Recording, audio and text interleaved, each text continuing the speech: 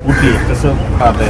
नाही, दुर्दैवानं खरं तर कांदा निर्यात बंदी उठवत असताना सुद्धा पूर्ण समाधान हे शेतकऱ्यांना द्यायचंच नाही, हे केंद्र सरकारचं पुन्हा एकदा धोरण आहे आणि 40% निर्यात शुल्क हे पुन्हा लादण्यात आलेलं आहे। त्यामुळे या हातानं द्यायचं आणि दुसऱ्या हातानं पुन्हा काढून घ्यायचं हीच पुन्हा मानसिकता ही केंद्र सरकारची दिसते। आणि माझं पुन्हा आव्हान आहे की महाराष्ट्रातल्या सर्वसामान्य शेतकऱ्यांना मतांचा जोगवा मागायला जे कोणी महायुतीचे नेते, जे कोणी महायुतीचे उमेदवार जात असेल त्यांनी या प्रश्नाचं आधी उत्तर द्यावं की या पद्धतीनं सातत्यानं कांदा उत्पादक शेतकऱ्याच्या ताटात माती कालवण्याचं काम हे सातत्यानं होत असताना याच्यावर आपलं नेमकं म्हणणं काय? माननीय पंतप्रधान इतक्या वेळा महाराष्ट्रात आता सभा घेत आहेत, पण ही सभा घेत असताना माननीय पंतप्रधानांना माझ्या कांदा उत्पादक शेतकऱ्यासाठी ही निर्यात बंदी उठवून त्याला पूर्णपणे दिलासा द्यावा असं वाटलं नाही, त्यावरही पुन्हा 40% निर्यात शुल्क लादलं।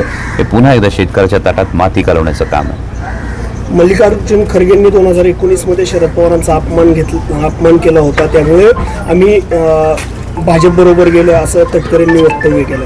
मला वाटतं 2019ला जे घडलं ते पुन्हा 2024ला जर सांगावं लागत असेल तर कुठेतरी सर्वसामान्य जनतेला जो काही निर्णय त्यांनी घेतला आहे तो पटलेला आहे असं वाटत नाही आणि त्यामुळे या गोष्टींचं वारंवार स्पष्टीकरण द्यावं लागतंय। कारण आदरणीय शरदचंद्रजी पवारसाहेब ठामपणे इंडिया आघाडीच्या सोबत तेव्हाही होते, आजही आहेत आणि ज्यांनी भूमिका बदलली त्यांना स्पष्टीकरण जर द्यावी लागत असेल तर ही भूमिका जनतेने स्वीकारली आहे असं वाटत नाही। लोकसभा निवडणुका सुरू आहेत, मात्र तानाजी सावंत आज बोलले की पुन्हा एकनाथ शिंदे मुख्यमंत्री। हे कसं आहे की वेगवेगळ्या सर्व्हेचे रिपोर्ट येतात, सर्व्हेचे रिपोर्ट आल्यानंतर लोकसभेला मिळणाऱ्या जागा या स्पष्टपणे समोर दिसतात। आज महाविकास आघाडीच्या, इंडिया आघाडीच्या किमान 35 जागा या नक्की निवडून येतील। याचाच अर्थ 41 वरून थेट महायुतीचा गाडा हा अगदी जेमतेम 12-13 जागांवरही येऊ शकतो अशी जेव्हा शक्यता निर्माण होती तेव्हा कार्यकर्त्यांचं मनोधैर्य वाढवलंच पाहिजे आणि त्या पद्धतीने तानाजी सावंत यांनी विधान केलं असेल।